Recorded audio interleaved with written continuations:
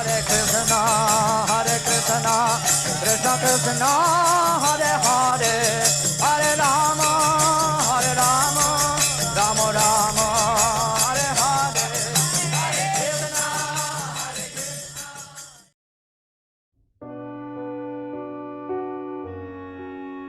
बात उस समय की है जब भक्तिवेदांत स्वामी अभय चरणारविंद शील भक्ति सिद्धांत सरस्वती ठाकुर जी से पहली बार मिले। महाप्रभु की प्रीचिंग सारे संसार के लिए है, किसी एक देश या एक काल के लिए नहीं। आप एक शिक्षित नवयुवक हो, आप महाप्रभु के संदेश का प्रचार विश्व भर में क्यों नहीं करते? कौन, मैं? हाँ तुम। कृपया मुझे क्षमा करें। आपके चैतन्य का संदेश कौन सुनेगा? पहले हमारे देश को आजाद होने की आवश्यकता है। इस संसार में सब कुछ क्षणिक है, केवल कृष्ण भावनामृत शाश्वत है।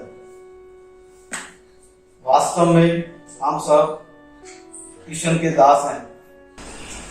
कृष्ण भावनामृत लोगों तक पहुंचने की बहुत आवश्यकता है, जिससे संसार की अन्य समस्याएं स्वयं ही हल हो जाएंगी। यह राजनीति में परिवर्तन की प्रतीक्षा नहीं कर सकती।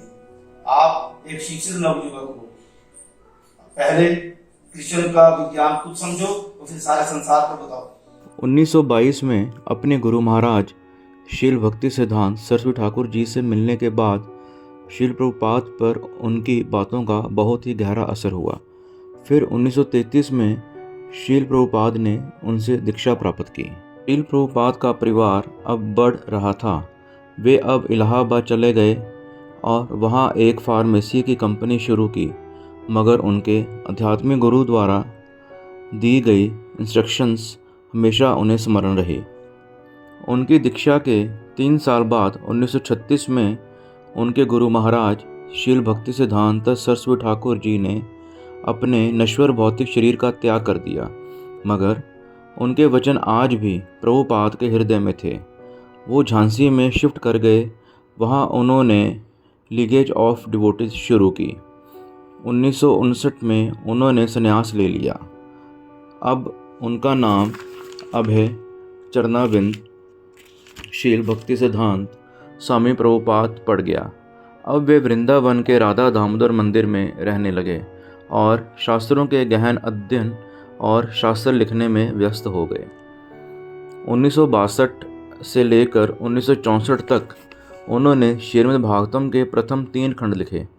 उनके कार्यों को लाल बहादुर शास्त्री जी ने भी काफ़ी सराहा। शील प्रभुपाद वृंदावन से दिल्ली आकर अपनी पत्रिका बैक टू गॉड हेड छपवाने के लिए आया जाया करते थे, जो कि उनके लिए लगभग असंभव था।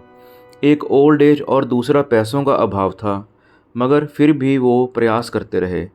70 वर्ष की आयु में वो श्रीमती सुमति मुरार जी, जो कि एक शिपिंग कंपनी की मालकिन थी, उनसे मिलने और उनकी सहायता लेने के लिए उनके ऑफिस के बाहर घंटों इंतज़ार करते रहे, केवल इस आशा से कि वो उनके गुरु के पाश्चात्य देशों में प्रचार करने के सपने को पूरा कर सकती है। केवल अमेरिका का ही एक टिकट उन्हें प्रदान करके शील प्रभुपाद की मुलाकात सुमति मुरार जी के साथ।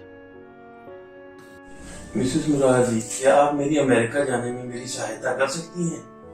स्वामी जी, आप अमेरिका जाकर क्या करेंगे? अमेरिका बहुत दूर है, वहाँ बहुत सर्दी पड़ती है, जो कि आप इस वृद्धावस्था में सह नहीं पाएंगे। वहाँ आपको कोई सहयोग नहीं देगा। मेरी मानिए तो आप यही रहिए, अपना भक्ति भजन करिए। आप एक बहुत अच्छे भक्त हैं। 70 वर्ष की आयु में आप इतना बड़ा रिस्क क्यों ले रहे हैं?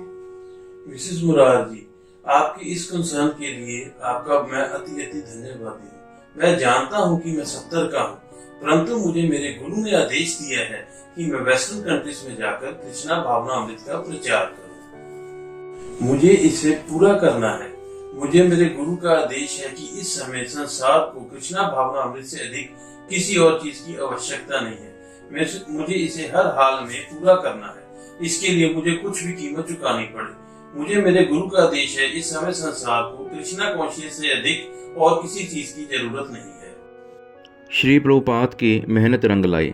श्रीमती मुरार जी ने उन्हें अमेरिका का टिकट प्रदान कर उनकी सहायता करती हैं। जलदूत में यात्रा करते वक्त शील प्रभुपाद को अनेक कठिनाइयों का सामना करना पड़ता है।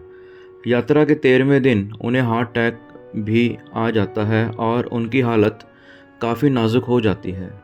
वो पहले से ही काफ़ी बीमार थे। 14वें दिन उन्हें दूसरा हार्ट अटैक आता है, मगर प्रभुपाद का दृढ़ निश्चय, गुरुनिष्ठा एवं भगवान पर विश्वास उन्हें उनके शारीरिक कष्ट से छुटकारा दिलाता है। मगर अभी तो ये कठिनाइयों की शुरुआत थी। वे माया की नगरी न्यूयॉर्क में अपना प्रचार शुरू करेंगे।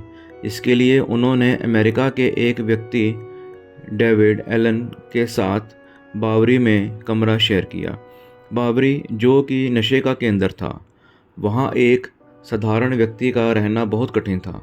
एक दिन डेविड नशे में धुत होकर पागलों की तरह यहाँ वहाँ दौड़ने लगता है और प्रभुपाद पर हमला कर देता है।